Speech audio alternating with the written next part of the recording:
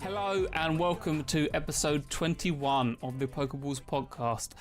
It's been an exciting week, a very exciting week, and Lee is now back from Japan, very sleep deprived, still sleep deprived because, you know, it is brutal. It is a brutal schedule, all doing all the casting, and you only got back yesterday, and I've heard you've had many delays, so, you know, I can imagine you must be absolutely knackered right now, especially with the jet lag. Oh, I'm so tired tonight, mate.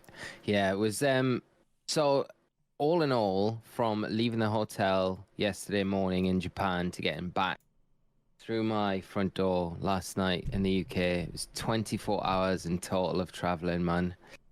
It was brutal, and I am definitely feeling it. I wasn't too bad like earlier today when I got up. I was a little tired, like more than usual, but I am flagging now. Before we came on the pod as well, we had a look to see what time it was in Japan. It's like 4 a.m. there, so I am I'm feeling very, very tired. But it was an amazing trip. It was an amazing weekend. The World Championships was great. Just flew over, mate.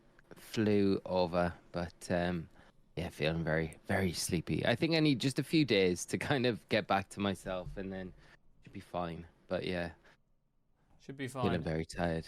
Very tired. Yeah, it was. I mean, obviously you were out at Worlds commentating. I watched most of it. I didn't watch all of it in real time. I stayed up to watch the opening ceremony. Yeah. I was a bit annoyed that they didn't really tease anything, but I understand that they wouldn't. It was a cool little drum solo to open up the ceremony, and then I was sort of tempted to try and watch some of the games, but I was so tired. It was like 2 o'clock in the morning. I was like, oh, yeah, no, I'm going to bed.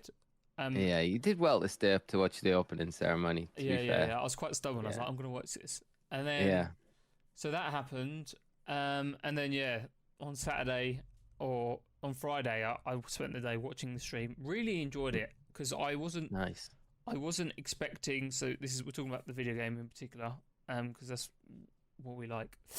I wasn't expecting a lot of the team competitions. Like I was really expecting. Like the first game was like the team was kind of like standard, very boring, and then like as the games went on during the day, they, at least the ones on stream, seemed to be really interesting. Like in terms of like a more of a variety of Pokemon. I was fully expecting it to be sort of like. I know there was a lot, but still loads of Fluttermane. Urshifu, I know, was in every team. You know, Iron Hands, Xianpao, you know, Amoonguss. But there was still like a surprising amount of variation. We saw a lot of Heatran. We saw some Rillaboom. We saw the guy that made day 2 with the Articuno Snow team and a Bomb Snow. That was awesome. Oh yeah. The cheese. Yeah, the cheese, man. He snuck the through. The cheese, man. Snow Cloak. Damn. And Bright Powder.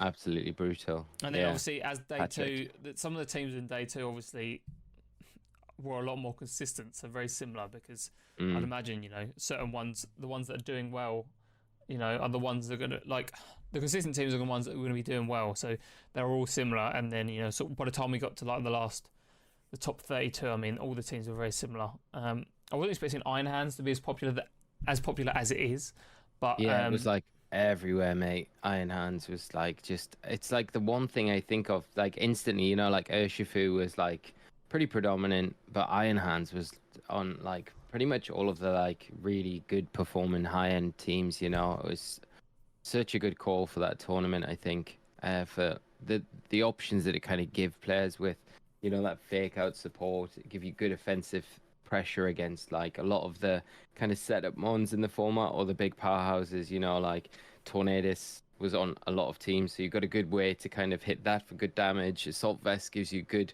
security against the Bleakwind Storm, and then you've got like good offense against Xianpao, which is another thing that you kind of want to remove as quick as possible. So yeah, just one of those Pokemon that could just soak up hits pretty easily and dish out a good amount of damage as well at the same time. Yeah, but I think you're right, though. I think the variety of teams throughout the tournament, like overall, was really, really good. You know, I think a lot of that was obviously down to the fact that Worlds was the first tournament with Regulation D, so no one really had a chance to know what was good. And I think it was probably more more innovative than normal because of that. Because like Worlds is like a playground for like innovation, right? For players where they'll keep things or they'll have. It's the end of the season, right? So people try and shake stuff up, change. Yeah. Some very anti-meta kind of stuff comes in. I mean that Dondozo team as well. Oh yeah, Dondozo on its own, man. It was crazy. Yeah, I think Kenji's team, probably one of my favorites from the tournament. It was just a shame that he couldn't kind of get past Shohei. But, I mean, Shohei throughout the tournament was incredible. So, really well deserved. But, yeah, it was just a shame that Michael, Michael, that's how you pronounce it in German. He couldn't go on all the way. What a fairy tale story they'll go on. First season. Like, first season and getting to finals of Worlds, which is just absolutely amazing. Yeah, with me and Lou, because we did the first, we did the last top 8 game, and then it moved into top 4 where Aaron and Rose were doing that top 4 game that was streamed between Shohei and I can't remember the other player that Shohei was going up against. But we went up to watch Federico, who had been on the top 8 stream that we'd just done, and then against Michael in top 4, which was on the side stream, which wasn't actually being streamed for the broadcast. So we went up and watched that game, and like it was such a dominating win. Like it was like, you know, he just ran through Federico, who in his top 8 game absolutely dominated his opponent. I did see a lot of games, it seemed, were 2-0s. Like, you don't see that a lot, but I don't know whether it's this format or because there wasn't, like I said, a lot of time there wasn't really a meta that had formed before Worlds, so, you know, but I feel like the format in general meant you can have a lot of variety in this format, it seems, and like loads of good different teams. It's not just like, like standard, like Big Six or, you know, Rinya's Sun, or, you know, it's just like, Heatran is really good, Urshifu's both Urshifus are really good, Rillaboom's are really good, you know, all these different Pokemon are suddenly like decent, you know. Zapdos is really good, you know, there's loads. Amoonguss just being the powerhouse that it always is. I think it's like Landorus, Thunderous, Tornadus. Yeah, it comes down to a lot to like the players as well. I think player skill comes into it a lot more in this format, like how you like how familiar you are with your team and all of the options that you've got, because I think it really showed through in that final, because on paper you look at the teams Shohei versus Michael, and you would always say Michael definitely has a team advantage there, but Shohei found that one kind of answer, knowing that he'd trained his Amoonguss, so it was way bulkier than I think Michael expected it to be, and that explains the play turn 1 where he doubled into it, but the Amoonguss tanked both hits like so well with that water terrestrialization. So I think that's what really threw Michael off in that first game, with how well the Amoonguss kind of soaked up that double hit.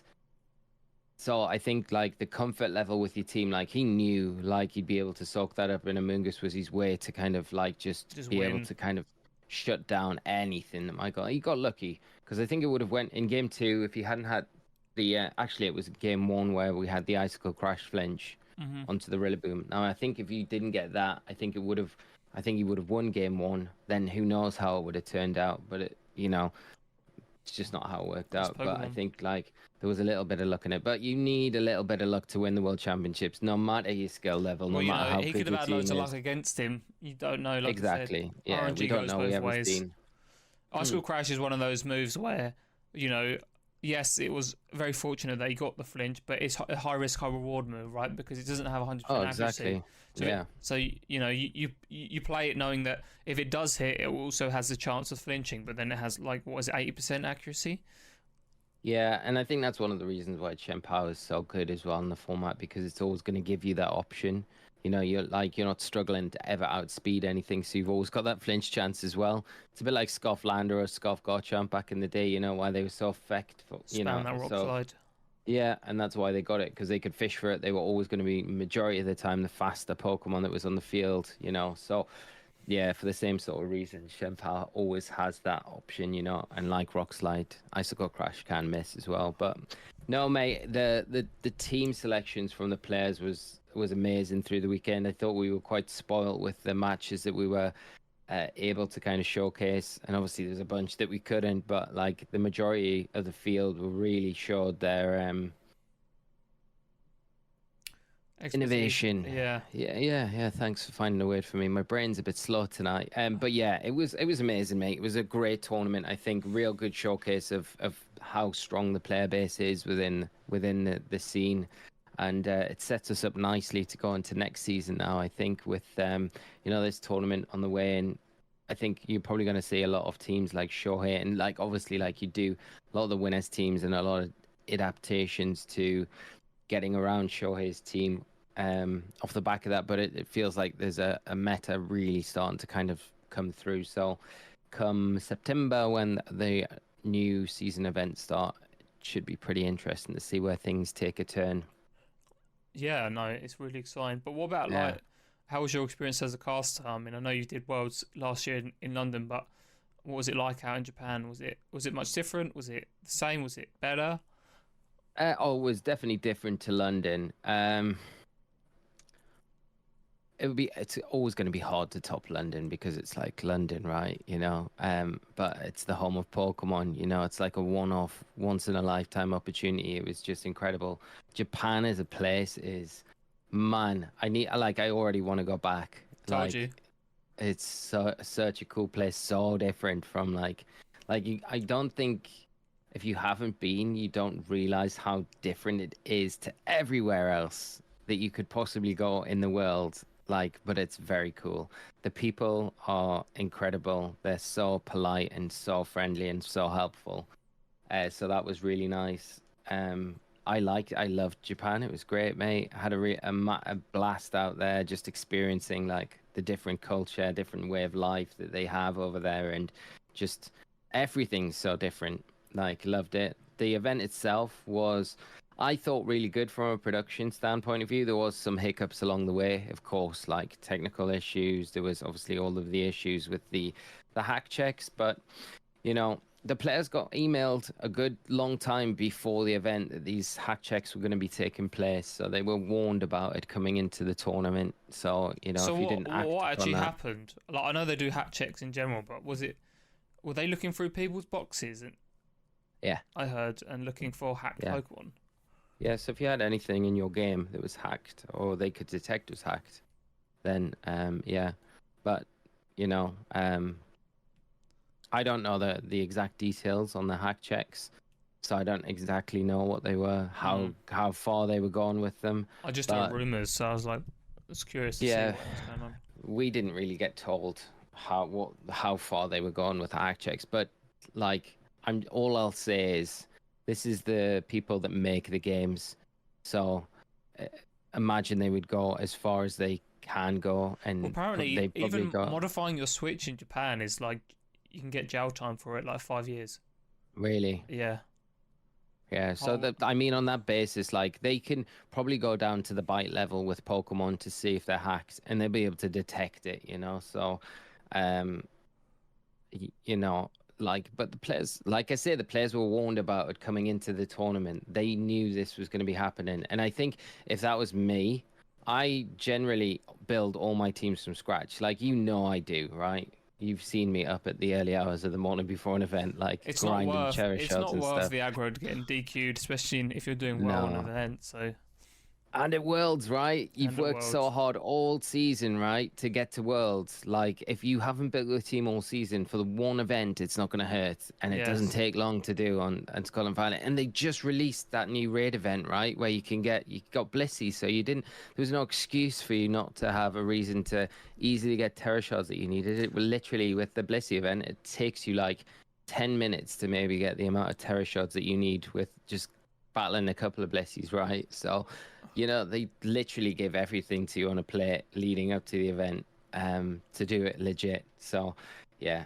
I do feel sorry for the players that did it, but in a way, I think you're doing you're not doing yourself any favors by just ignoring all of the messages. It's like the people that make the games, so they're going to make sure that, because they don't want any issues on stream, I would imagine, or the integrity of the tournament being affected by anything being shown on stream that is going to be suspicious in any sort of way. and I think that's why they did it. Whether they're going to continue doing them like this into the new season, I don't know. But my best advice would be just take a little bit of time, make your team in game, and you'll have no problems at all, you know. And don't rely on other people unless you 100% trust them to give you Pokemon.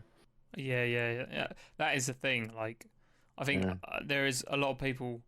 It's so easy to get a hacked Pokemon now, especially with the bots on Twitch. Like, you could easily, innocently get one without realizing for a trade or whatever. So I mean, you know, yeah, it's a tough one because then, like, well, what do you keep any Pokemon that you've traded? Like, how do you trust it? You know. So I think of like Wonder Trade and stuff, it makes it really difficult, you know. yeah. I think what I would probably do is just get like a clean cart that I hadn't done any Wonder Trades on or had anything received that I traded. You have to buy another cart though. Yeah, and that's a problem. I mean, it's that or I'll lose the original save, and you know, if you put like countless hours into that, you don't really want to lose it. It's probably better off just having a clean. Someone said you could set up another account on your Switch and do it that way, but then you'd have to buy Nintendo Switch Online again. It might be cheaper to do it. Can you do it that way? No, you don't need to. Your Nintendo Switch Online would work for a different profile. I would. So couldn't you just? It would, yeah. Couldn't you just create another profile and then do another? Yeah, but you'd have to start the game again. You're like, yeah. Oh, you still have to start the game again. Yeah, so you'd have to start a new save. It would be a new save on that profile. But I mean, it's a way around it using the same cart. That's yeah, what I mean. For sure. You wouldn't have to buy another cart. Yeah. So that is definitely a way to do it. For me though, I would be like, I'm just gonna because I got a spare Violet, so I'm just like, I'll just use that. I think for competitive play next season. Not that I hack anything, but like you say, so easy to get one. I do streams where, you know, I'm trading with completely random people, like the cohort of, like the main cohort of our community. Like I 100% trust that they're not sending me hacked Pokemon, but they're all random people that jump into the stream all the time, and then, you know, I'll get a random Pokemon. I've had hacked Pokemon, like obviously hacked Pokemon sent to me on stream. You know, those weird ones from those websites with they've got the name in the Pokemon name and stuff like that. So, you know, to say some of the other ones aren't as well, and I would hate to be like, oh, I got caught out of the tournament because I traded with someone and that's not even my Pokemon, but because it was in my boxes, DQ'd from the tournament. You know, who knows how far they're going to go with it. But in a way, I like to see these hack techs being kind of brought in, because I think for the integrity of the tournament, for the integrity of the player base that make their teams, right, it's nice for them. But I think if they're going to do it, I think to make it easier to make teams in game. 100%. I think they need to make there needs to be a wall. Like they need to take down the wall to make it harder. The barrier entry is still too high. They need to have. We've been talking about it for ages, but they can't have both. They have to make the hack checks really hard or like really good, which is essentially what they're doing. But in exchange, they have to make it way more accessible to make. Because the reason people do hack, because it doesn't really give you a competitive advantage, is just because of the amount of time it takes. Especially grinding things like Tera Shards. I know they've done the Bliss events recently, but before that, you had basically, before the first Bliss event, you had like, when we went to Utrecht, bro, I grinded like 10 hours to get the Tera Shards. Like, you should not have to grind that long just to, like, I get it, all these little intricacies, but like, there's literally no reason for it to be like that. So you shouldn't. And like for ability patches, it's exactly the same, you know. I 100% agree with you on that. I think there's no need to have to grind like that much. You know, a team shouldn't, like I do say a team's easy to put together, but you're still spending a good 2-3 hours easy. And that's if you've got everything in place already before you start building the team. Like you've got your level up candies, you've got the majority of your Tera Shards there.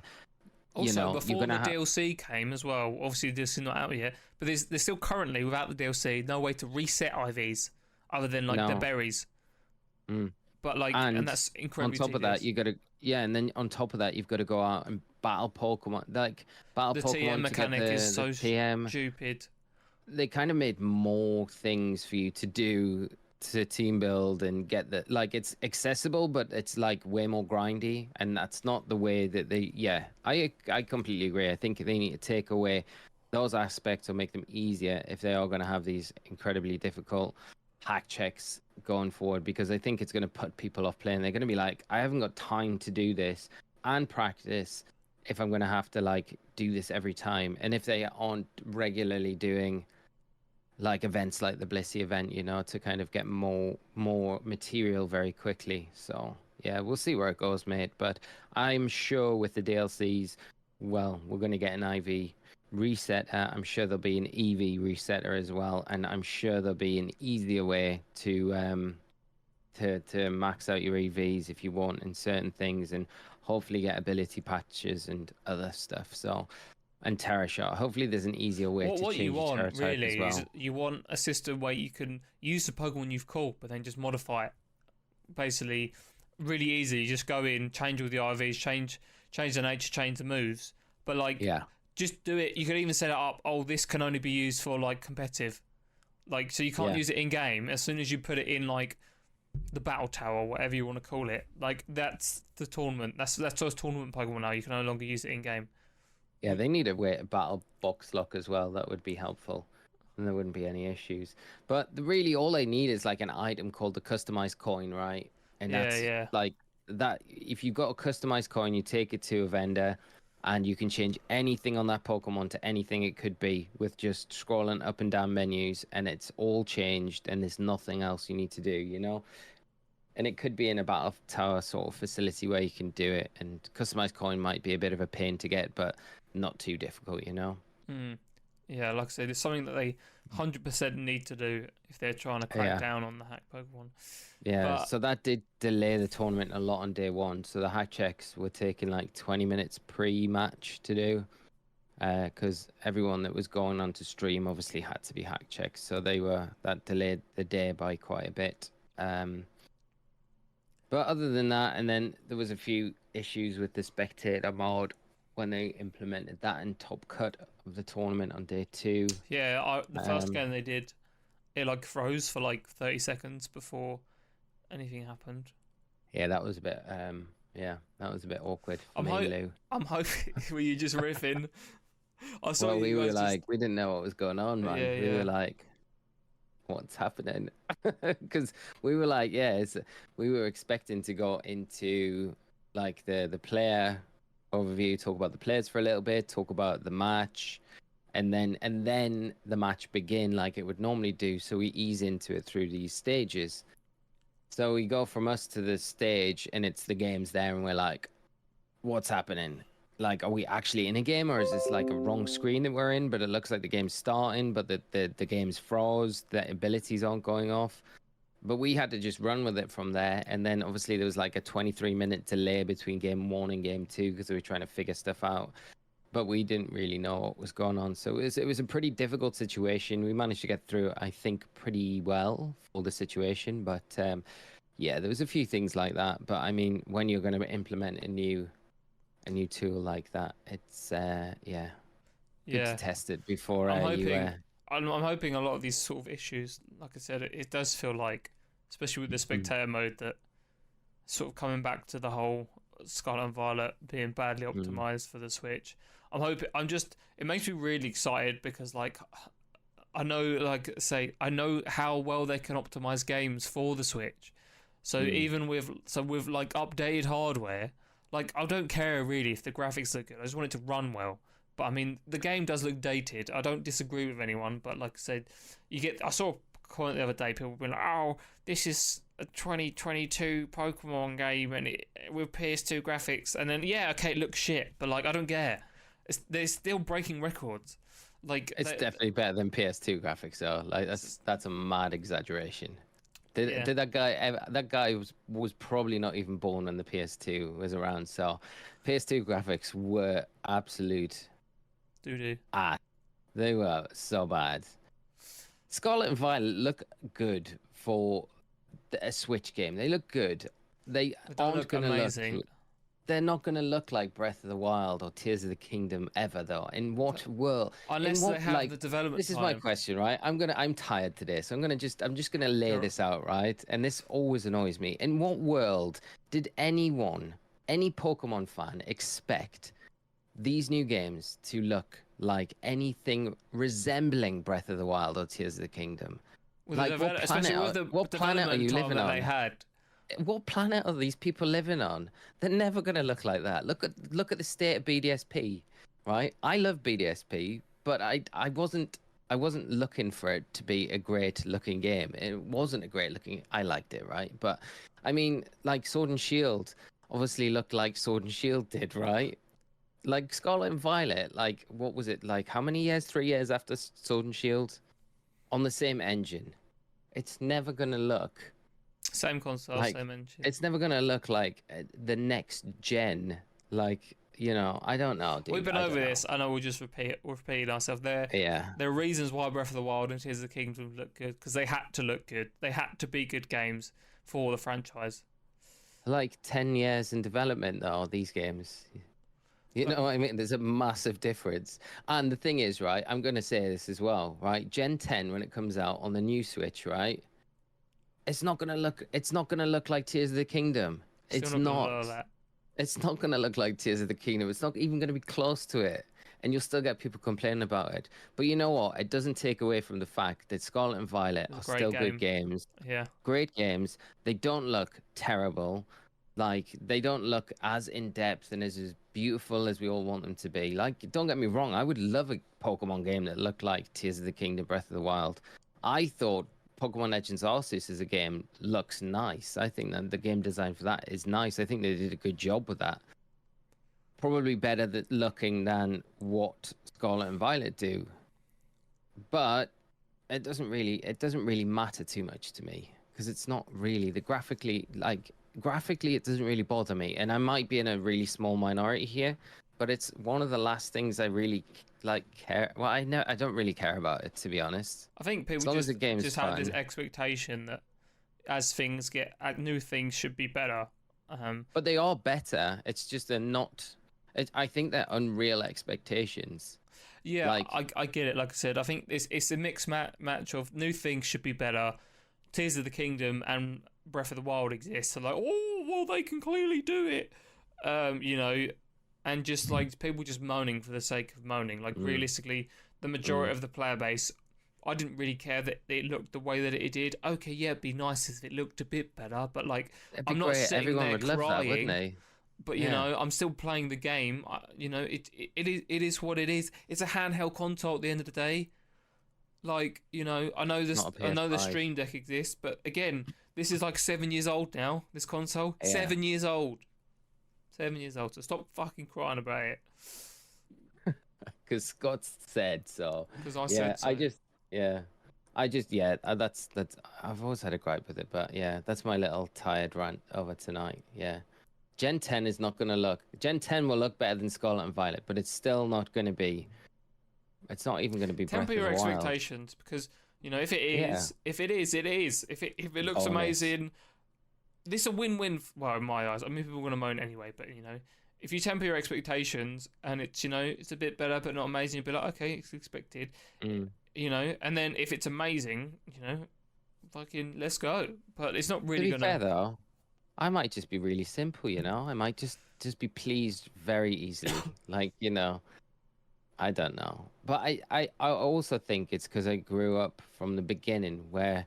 You know, I even played Red, Blue, and Yellow, and I thought, man, these sprites look cool. Like, you know, like no, these sprites look terrible. Oh, really? Like, yeah, man. Like, what is like, you know, have you seen some of the Pokemon from behind? It's like they don't look anything like they do in the anime. And as a kid, like watching the anime and these amazing, like, cool Pokemon, and then going into Red and Blue and being like, what is wrong with Machamp? You know, like that thing looks weird. It's like, what's happened to it? Yeah. You know, it and Masingo had a baby, and that's what the sprite turned out to be. So, you know, like I'm all for constructive criticism, but I just think sometimes it's a little bit over the top and expectations are way too high. Agreed. Pokemon. Agreed. I mean, we've covered this many times, so we know what many it is. times. People are still. But Scarlet and Violet look good, I think. Yeah. Still. But you know. But yeah. Going back to Worlds quickly, obviously, yes, everyone wanted to see, really, two things. One, where Worlds is going to be next year. Yes. We'll talk about that in a second. Which, I'm not sure how I feel about it at the moment. And two, what are they teasing for the DLC? Yes, that drop was very exciting. I love that it was the 19th terrestrialization type, which is being coined. So not the 19th type. What is your theory about how this works? Because in my head, this is my theory, but then it doesn't make any sense. My theory. I was like, oh, maybe it just hits any Pokemon for super effective. But then I was like, that would be stupid. So I don't think it is. So how do you think it works? I think it is. It's a new crown, and I think it's the signature crown of Terrapagos. This is how I see it working. I could be completely off the mark, but I'm with you, mate. I think it's a new terrestrialization type that every Pokemon will have access to through some means or way. Maybe it is just going to be tied to the Mightiest Mark. I don't know, but that's probably more tied to the masks, right? This new terrestrialization, 19th terrestrialization type, I think it's going to give you stab on every single. It's going to give you the typing. Your Pokemon would make sense. It's going to give you the typing of every Pokemon, right? So it's going to give you stab on all of every single move, right? So it's the same type attack bonus on every single move that you use, right? So you'll get the same type attack bonus on everything. On if you've got the base types. Oh, it would make sense. It's going to give you. It would make sense because you're still going to be weak to every type then. Exactly. So it works both ways. There's a drawback to it, yeah. So you're going to get double stab on your same types that you were from your base form before you terrestrialized, and the regular stab on everything else. And on top of that, you're going to gain the weaknesses of every single type, and that's the drawback of it. Yeah. So everything that hits, you're going to have. It will be an offensive Tera type, not a defensive one. Yeah, I think so. I think that's how it's going to work. I think to give you the trade back, that it's not going to be so overpowered and balance it. It would be OP otherwise. Yeah, I think that's how it'll work. I don't think it'll be. The only other way you could kind of see it may be working is you get to choose any type you turn into every single turn, and then you're locked into that typing for turn. But I feel like that's a bit too broken. Take too long. It's too convoluted, I think. Yeah, I think because it's kind of an encompassed type 19th. They've kind of coined it the 19th terrestrialization. I think it's going to be every single type, which gives a big hint to what Terrapagos is going to be. I think that will just be its type. I think it will be a new 19th type. Terrapagos will have it in its terrestrialized form, and that it'll not need to, when it terrestrializes from the turtle into that, it'll not have an option to terrestrialize into just a single type. It will only be able to terrestrialize into that multi 19th type. Yeah, I think you're right. That makes a lot of sense. So I think that's how I see it working. But like I say, it could be wrong. It'd be great to hear our viewers or listeners' thoughts. If you want to leave a comment down below, let us know. I'd love to hear what you think about this new mechanic that's going to be coming. I don't think it's coming until the second DLC though. So no, I don't think so either. Until the Indigo disc. So we've got a little wait before that comes in. Obviously that, and then the hyper moment of all the starter Pokemon being revealed as they'll be catchable in this game. That's the first time they're going to be catchable since X and Y, Really? Like all of them in the game. So you're going to be able to catch all of them. This is going to be the Indigo disc terrarium as well. Which is really cool. I love this. I do love that you're going to be able to get any and every starter Pokemon, or first partner Pokemon, like Pokemon like to call them. You're going to be able to get them in the terrarium, which is very, very cool. So you can get them in every single special Pokeball. You're going to be able to shiny hunt them. Shiny hunting them. If there's a cool way, if you can shiny hunt, or new way to shiny hunt in the terrarium, that'd be so sick. I feel like it's something they might implement, a new shiny hunting mechanic or a way to shiny hunt in the terrarium. Yeah, I just feel like they're going to do it, aren't they? And if there's a good way for us to get easier access to like the special Pokeballs like Beast Ball and your Apricorn Balls and stuff like that, it's going to make it hell a lot of fun to go into this place and just hunt for all these Pokemon. It's very cool. We have there's a few other things that they did announce. We have the special moves that they announced as well, which I'm not sure how excited I am about them. I'm sure I think upper hand, interesting use cases. So upper hand will be the move that will go before priority attack. So So and I it'll think stop it's fake out. I'd be able to go before it, but I don't think it's always guaranteed to flinch. I think it's going to have a chance to flinch. So what that chance will be, I don't know, but it's kind of, they can't give it 100% flinch chance, unless they had a... Unless, because it only works on priority moves, right? No, I don't think it does. I think it can work anytime. I don't think a priority move needs to be locked in for it to work. But it will move before a priority move. But it will always move before a priority move, and it'll have a chance to flinch. That's as far as I know, my understanding on it. But like the details aren't like super clear on how it works. But that would be how I kind of see it working. Which one's this one? The new Psychic Noise. Yeah, which is... I think the only thing I was speaking to Ray about this, Ray Rizzo, and we were like contemplating where it would become useful. And I did say to him, I was like, I wonder if it stops Regenerator on Amoonguss. Because if you can use it on like Amoonguss, then, even if it terastallizes, but you can stop that Regenerator. It does damage ability as well to Amoonguss, Psychic type move. Yeah, but I'm saying, even if they terastallize and you're not hitting it super effective. Yeah. Like, just being able to stop that Regenerator is so huge. And like he was like, he came back off that and he was saying, yeah, well, if that had been a case in the final, Shohei wouldn't have been able to utilize that Amoonguss as well, because he wouldn't have had the HP return. Because after that first turn he just switched out, right? Just got HP back. Yeah, and that was so imperative to him closing out that game, so if it works like that on abilities as well, that's a huge plus. I really think it could be a really, really unique move. So there's that one, I think, is pretty decent. We'll yet to see how the mechanics of it actually are implemented. And then you've got there is another one, isn't there? There's the it's not on here though. The Raging Bolt, the new Raikou Paradox Pokemon, its new move as well. It's a signature attack. It's an electric priority attack, which is very, very cool. I don't know why it's not on there. That's really weird. Yeah, I can't remember the name of it as well, but that's going to be really good. And I think just alone makes that Raging Bolt a really interesting Pokemon. I think it's going to be good anyway, but Electric and Dragon type was confirmed at Worlds for that one as well. And then we had the Cobalion one as well, which was it had its signature move, which I think all depends. That double hitting steel type move. It really depends on the base power. We can have a little watch. It does show it in there, I think.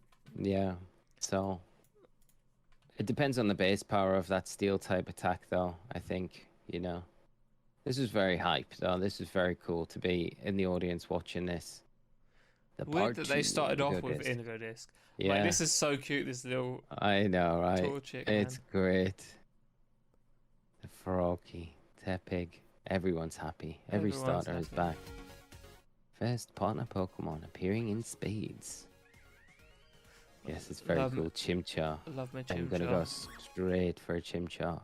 Infernape, mate, is going to be absolutely nuts with terastallization. Saying that as well, I think Venusaur's going to be absolutely bust with terastallization, man. Venusaur's just one of those Pokemon. And Smeargle's back. I don't know, I haven't heard many people talk about this. Smeargle being back is pretty big as well. Yeah. I think, for competitive at least, Here we go. These are the moves. Pokemon battles burn even brighter. Yeah, there we've got this new... What's the psychic type attack called? This one? Psychic Noise. Oh, psychic Noise, yeah. Damage and prevents... target from healing. From healing, so yeah. And then this is the upper hand. Priority move, yeah. Bish bash bosh. So that can be quite interesting. Yeah, here we go. Oh man, it looks so good. Raging Bolt. It does look cool in game. Yeah, I love it. It's massive as well, isn't it? Thunderclap. Yeah, great name as well. Absolutely clapping that Iron Bundle. And then, yeah, this is it.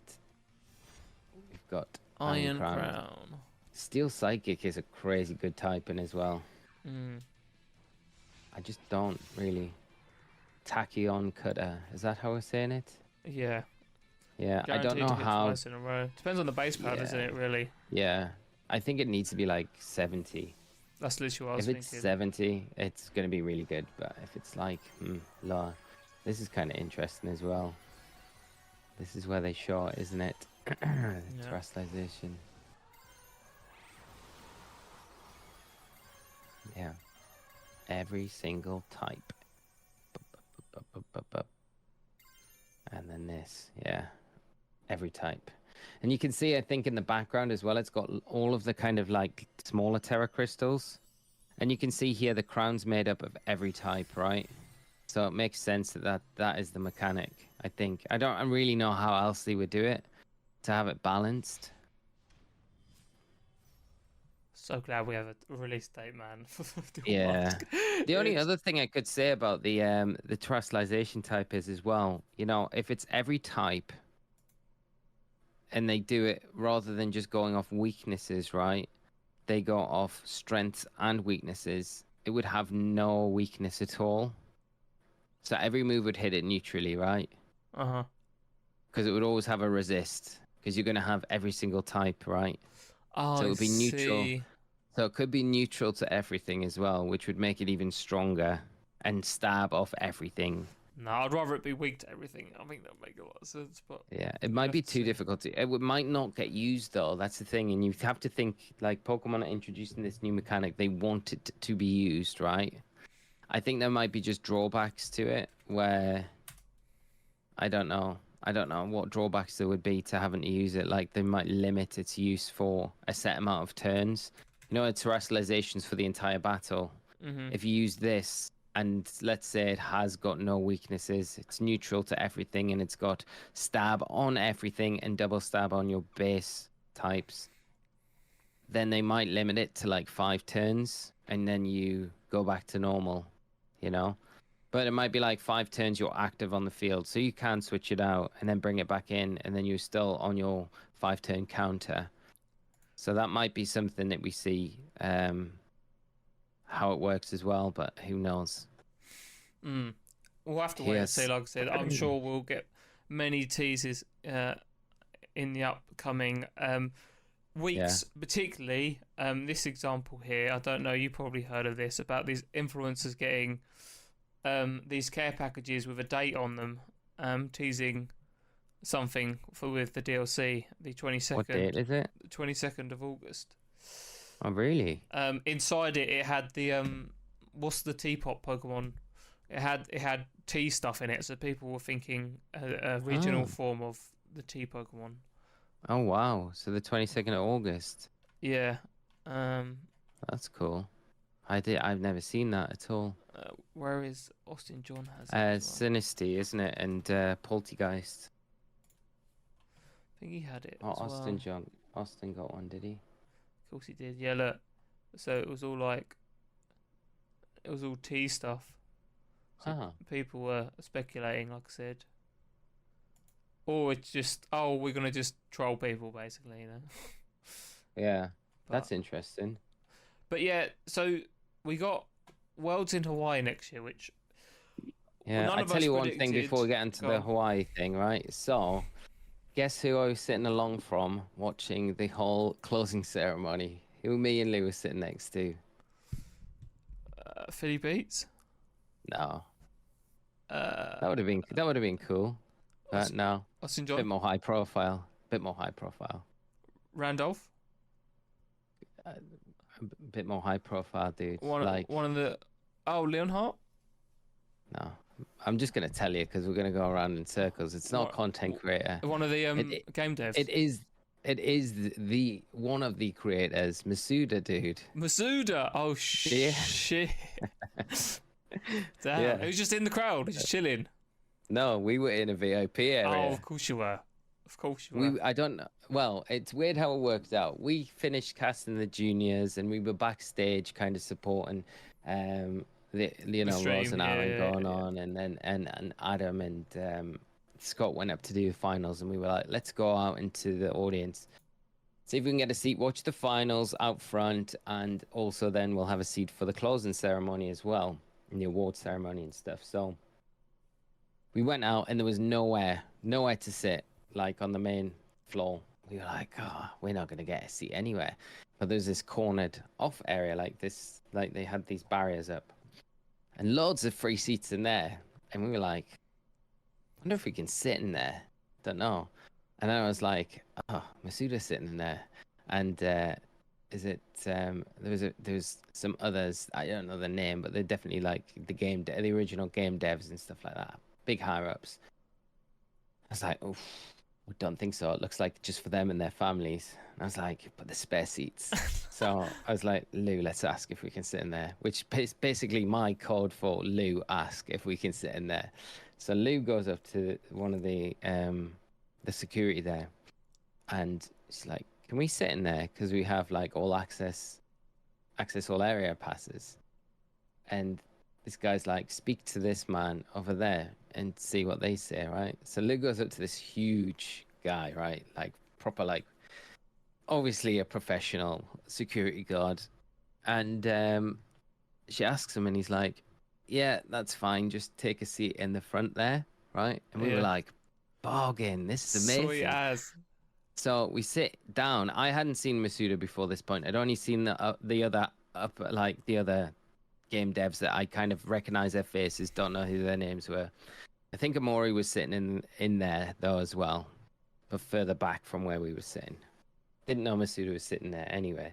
We get in, we sit down, we watch the final, and then there's like 20 minutes before the closing ceremony starts, and all of a sudden, Masuda just starts walking in front of us, and we're like, oh my god, that's Masuda. We're like, he's just come out of here. Shit. And this big bodyguard that we asked where we could sit, if we could sit in this area, was following him out, and we were like, that must be his like personal bodyguard. He's like, no way, right? And then Liv was like, I really don't think we were meant to be in this area where we're sitting, because this front seating area was also like roped off from everything behind us. So this first row was literally, I think, for like the VIPs, right? And we somehow probably weren't meant to sit there, but that's where we went and sat. And then like 2 minutes later, Masuda came back and he sat like literally 3 chairs down from us. So that was pretty cool. I really wanted a photo with him, but when we went to leave, because we had to go backstage and do a lot of stuff before we could leave after the show.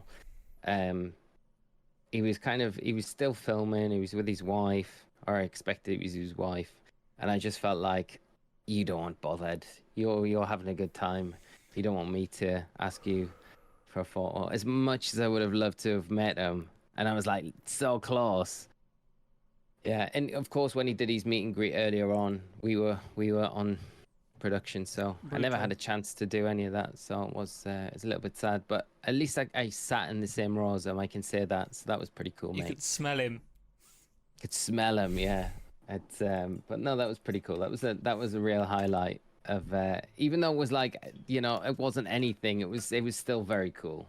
And I did look Maury in the eyes. I did catch eye contact with him, so that was he's probably like, never invite that jerk back. He looked at me. He looked at me funny. Yeah. And because I took a picture of me and Lou before we realized when we sat down. Yeah, I saw the picture. And I looked back at it because I was like, I wonder if we got anyone in the, like, by mistake in the photo, but there was no one there. That would have been so good. Could you imagine if you photobombed it in the background? I know, right? That would have been so amazing. Cool. That was really cool. So still a great story. Yeah, it was very fun. But getting back to Hawaii, yeah, mate. Next year's location. Yeah, I mean, we didn't we both thought that it would never go back there because they don't have the space. But it was a bit of a weird one because you saw the messages that I sent you after it got announced. I was actually really hyped. Probably more. You were very, very excited, mate. Probably more than I think, because I wasn't expecting it. Because I was like, no way they're actually doing it. Yeah, you were very excited. It's like, it's a cool place, but I don't know. Like, I've been reading a lot about the wildfires at the moment, because obviously the whole island is like being ruined, and then I'm also getting things come up about how like tourism just is really bad for Hawaii. Like, it doesn't benefit them in any way. if not, it makes it worse for the locals, because they have like limited like resources, so like water and stuff like that. They don't have enough of it. And and apparently like houses are burning down, and these American real estate guys are coming in and trying to buy people's fucking land. What? And like it's just like all a mess, and I keep seeing more and more of it, because obviously the wildfires weren't really, they were sort of touched upon, but I'm sort of seeing more and more people sort of talk about like how bad it is, and obviously like the indigenous people talking about it. So now I'm kind of like, isn't it?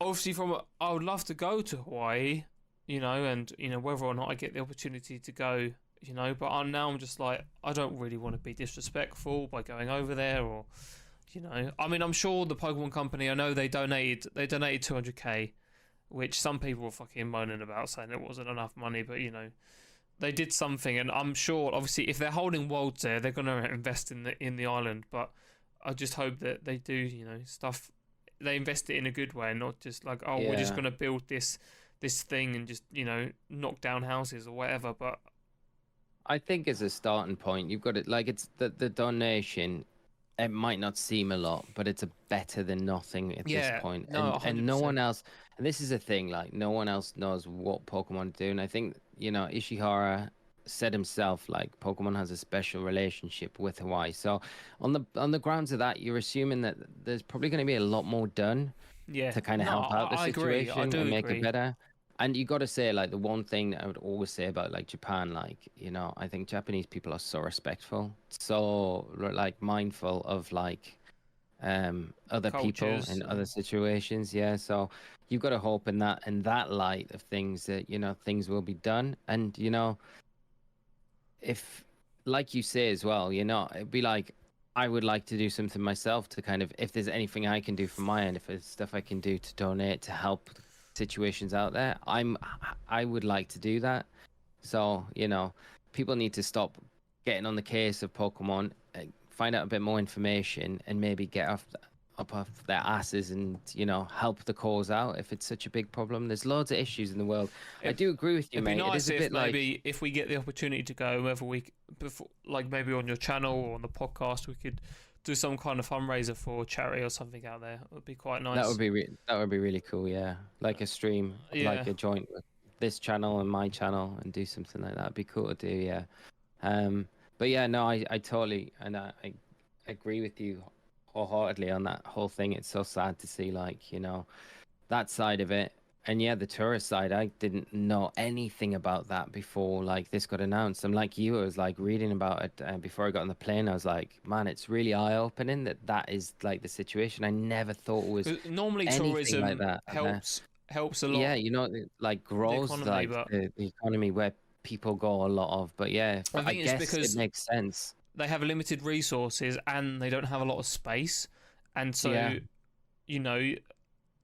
the limited space that they have is now being taken up, or like the farmland. Apparently, a lot of farmland they used to have is now had been bought, and there are now like hotels and stuff on them. And like this guy was even saying, like during like the peak season of like tourism, like locals are being told to preserve water so that the hotels can have enough. Jesus, and you're like, who's running Hawaii, man? This should not be allowed. Like these fucking American. I'm not trying to get depressing or like, get into politics or whatever. But it's just I didn't realize how bad it was, like you said, until Hawaii got announced, and I've just been seeing more and more of it, because obviously the wildfires, like the rest of the world, are quite bad. And yeah, so I don't want to hop on it for too long, but like I said, maybe we can do something if we get the opportunity to go out there, which would be quite nice. So I think if we do go out there, I think we have to do something. I think if we're going, like, we have to. I think we should do it regardless anyway, but I think there's more emphasis if we are going. It would be a bit more respectful to do something before that. So yeah, that would be super nice to do.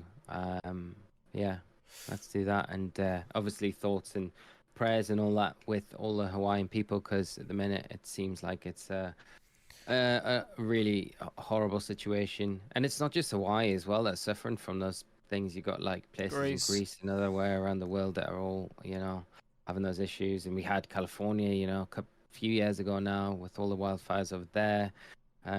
So it just seems to be getting more frequent as things go forward with time. But hopefully we have a nice cool summer next year. That would be nice for everywhere. Yeah. That'd be cool. Man, it was so hot in Japan, dude. Yeah, I've never felt heat. A lot of Asian countries are like that. China's the same. Thailand's the same. Like, it's a different type of heat. Oh, it is, mate. I went to Chichen Itza and Mexico a few years ago, and that was like one of the hottest places I've been. That was like in the 40s, right? And that was like obviously jungle temperature, so it's like pretty humid, right? It's not even like I would take that every day of the week. And that was like literally like I would get off the bus, they give us these like chilled bottles of ice and like ice water so that the water in it was like frozen.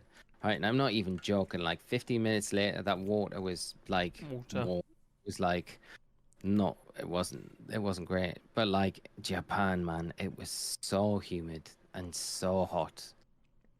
That is the only thing about them doing Worlds in the summer in like August, is that some of these places where they go, obviously in the UK we have crap weather all the time, so it wasn't really that much of a problem. But you go to somewhere where they actually do get summers, it's a lot warmer. But we had at least.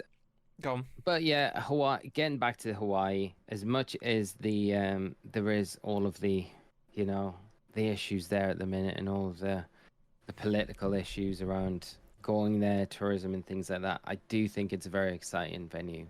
No, it would be a very, very, very cool world out there. I think. It'd be like I said, it'd be nice. I'm sure they will, but if Pokemon could find a way to make it a positive experience. And I think it will be. I think it will be. Good. So hopefully it all works out. And yeah, it's I think let's leave it on a positive, because I do think it's a very cool location to be going. Of course. And I think it'll be exciting to see the World Championships there next year, and hopefully, like I say, we can both make it out there, mate. It'll be an absolute dream. It'll be a dream, mate. Just one more thing. Just moving on, that I want to touch on before we end today's podcast. It's been a good one. Time's flown by, because we're almost at that hour mark now. I feel like I've eaten it all up with like a lot of just world stuff, but I have enjoyed it. I hope everyone else listening this week has enjoyed it, and of course it gives us room next week to talk about all the other things that we didn't mention from the DLC drops from the Pokemon Presents, because we haven't really had a chance to talk about that either. So, oh no, we did. We talked about it. This is my sleepiness. We talked about it. We did it on Wednesday morning. Remember? Sorry. Yes, we did. I remember. I don't know how I managed to do that, but we did it, mate. Yeah, sorry. Nope. Just like I said, just one more thing, which I mentioned to you briefly before the podcast. There's been rumours in the last couple of days. Sneaking around saying that they may be slowing down game releases, or they've at least talked about it within the Pokemon company. There's loads of posts about it. One on Nintendo, there's also a few on the Pokemon subreddit as well. This one here from this gentleman, the Real Pet Gaming. I don't know where this was from, but apparently comicbook.com had the opportunity to participate in a group interview with Takoto Utsunomiya. I'm sorry if I butchered that. The chief operating officer at the Pokemon Company. While the interview was limited to overall questions about the brand, as opposed to specifics about the game or anime, comicbook.com did ask whether there was a specific schedule that the Pokemon brand was beholden to when it came to the release of new Pokemon games. This was the quote. I think in general, if you look at the path we've taken up until now has been this constant release, always regularly releasing products on a fairly fixed kind of a cadence, you might say. Utsunomiya responded via translator, always having these products able to be introduced and new experiences for our customers, and that's how we've operated up until now. I think we're still operating in that way, but there's more and more conversations as the development environments change about how we can continue to do this while making sure that we're ensuring really quality products are also being introduced.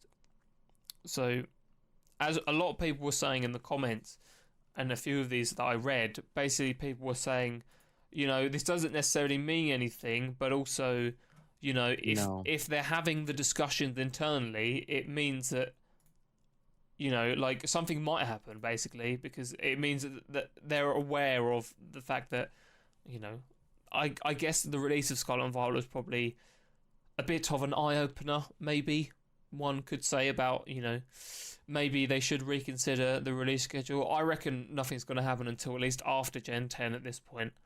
I don't think the schedule will change, but... Yeah, I think more because of it's the 30th anniversary coming up, so I think that probably dictates a lot, but yeah. Like you say, though, the conversation's being had. I think that's such a positive thing to start, it taking a step forward in that direction, because it's what everyone... I don't think anyone really would mind ever it taking a year longer or 2 years longer if it meant that it was just a better quality product. It's not like Pokemon's going to suffer for it either. I think they just need to find other ways to keep interest.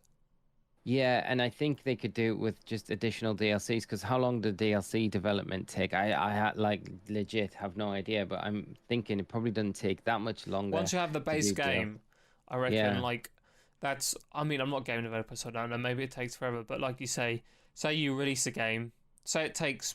Let's say they move to a 4-year release cycle for main series games. Just add that additional year. So then you have...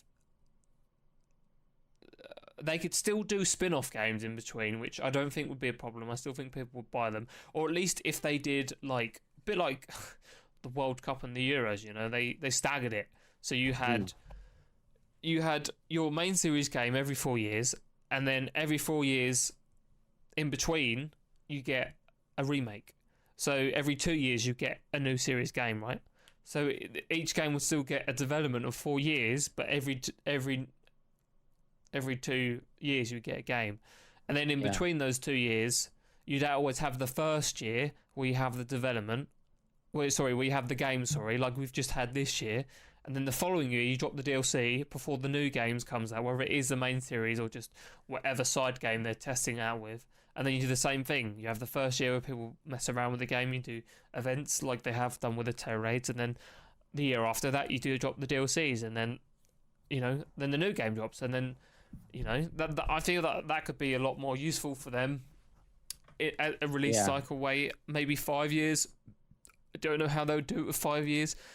Well, they would have to start the idea of a Pokemon game.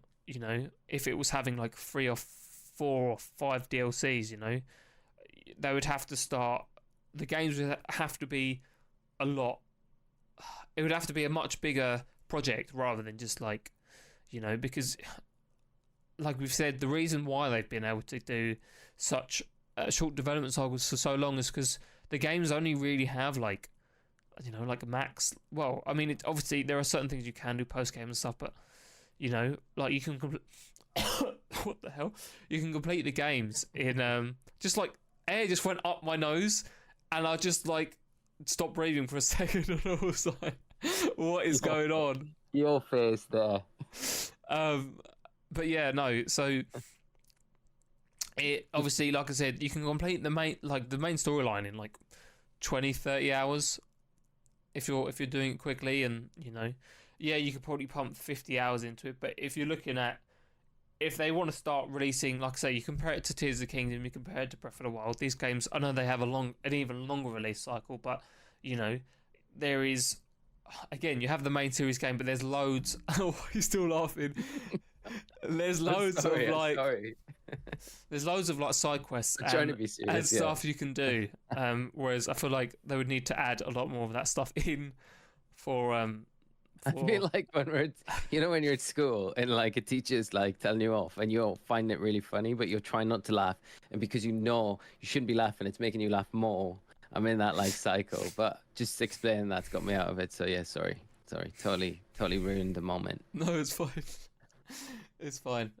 Yeah, so like I say, we'll have to wait and see. I don't think anything will happen until after Gen 10 at this point. Yeah, you're like probably right. Yeah. 30th No, I think it anniversary. could work out like that as well. Yeah. So I'm all for it, mate. I think it's good that they're having a conversation, and yeah, they might even have like you could even plan to have 3 DLCs per new gen, right? And just space them out 1 year at a time, and then that 4th year you do like a remake of whatever, and you do have. I think you just need to incorporate like new teams within departments, don't you? That deal with like specific things. Like you have one that deals with They just the remake. they make enough money, right? Like that's Yeah. not an issue, and so you know, like I said, they'll just have to invest in, like I say, more. I'm sure they can find ways of recouping the money they invest, because you can't get hold of Pokemon cards in Japan at the moment, and I saw no. that's what I mean. That, dude. And I'm sure when the 151 set comes out in September, you won't be able to get hold of that for a long time as well. So I have no doubt that they will print enough of it, but you won't be able to get it straight away, 100%. I heard today about the you know that is it the Classic Collection? Yeah, It's coming out the TCG 400 one? or something, isn't it? $400. People are gonna buy it, bro. People are going to eat that shit up. They are. Like It's going to it's be dessert. very difficult to get as well. Yeah. So Again, increasing right, the mate. price, it makes it rare, and then they become sought after. You know, it's a gold mine for collectibles. Pokemon, anything like that, Magic, Yu-Gi-Oh. But I think Pokemon has such a strong IP. You know, like I said, the games exist to sell everything else, which is why they don't need to necessarily be a slam dunk, because they make the money everywhere else. So you know, at this point, you know, like the Pokemon Company, it is what it is. You know, we all love the franchise, and obviously people get frustrated because they want it to see it get better, but it is getting better, but just not necessarily in the way that you might think it is. just a slower development. Yeah. For it. Yeah. So. But it is getting there. It is getting there, and it will keep going. So yeah, it's exciting regardless of what's all going on. But DLC is going to be out in like literally a month's time. It's X1 very exciting. Tail Mask, 4 weeks time, pretty much to today. Yeah. Well, not to today, but you know, as of this going out live, yeah. It's gonna be cool. It's gonna be very cool. I'm just gonna say, if we're wrapping up there, Yeah. sorry for my rants earlier. I'm kind of sorry, not sorry, but yeah, don't take my rants too seriously. I'm just a little bit tired today, but A little bit some of cranky the boy. points I was cranky, yes, but I am very tired. I had a full 24 hours of travel yesterday, so put that make of that what you will, and I've only had 1 sleep since then, so yeah. And that 24 hours was off the back of an all-nighter as well, so I didn't sleep the night before traveling, so Yeah. mhm. Yep. If you made it this far, guys, We love you. we love you. Please, I love you. please drop a subscribe to the channel, because we do this every week. Follow Lee as well if you're not already subscribed to Lee on his channel, because he does some awesome guides. There's very little ranting done on my channel. There is no ranting I leave it on all. his channel. I leave it all for this, John. He saves it all for the podcast. Yeah, if this is your first time listening to the pod as well, I don't generally do rants, do I, Scott? It's No, very rare. no, he's just tired. He's a sleepy boy, so. I'm just in a bad spot at the minute. Just jet lagged beyond belief. I do want to talk about. I know we're not going to talk about it this week, but I do want to talk about my experience in Japan a little bit more, because it was very cool. And I didn't really touch on my thoughts on a lot of the Japanese cultural things. Which is very, Some of the very Japanese cultural things. Yeah. Well, the first one I sent you was funny. Yeah. But yeah, Yeah. I got lots of like little mini Sweets. treat things, which is very cool. So this one's actually like completely melted, so I might have to put it in the fridge. But they're very cool. Everything was amazing. And yeah, it was just a great experience. Would love to go back. Yeah. Probably spring, autumn time, I think. Yeah, but I went in January and it was still really nice, so. Yeah, when it's not so sweaty. Yes. It's like a Excellent. new level of sweat. Mate, we're going to have so many holidays planned for next year. The podcast. Yeah, it's gonna be good. Yeah, it's gonna be great. It's be great. Years. Well, thank you so much, guys, for watching the podcast. Like I say, we really do appreciate it. You know, we really do enjoy this podcast. We're trying to help it grow. So share it with your family, share it with your friends, share it with anyone who likes Pokemon. Share it with Granny. Granny, you know. Get your granny. Yeah. Get your granny on Pokeballs Podcast. Yeah. We will. We'll see you guys next week, and we hope you enjoyed today's episode.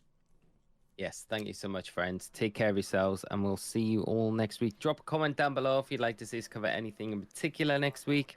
But until then, take care of yourselves, and bye-bye. Goodbye.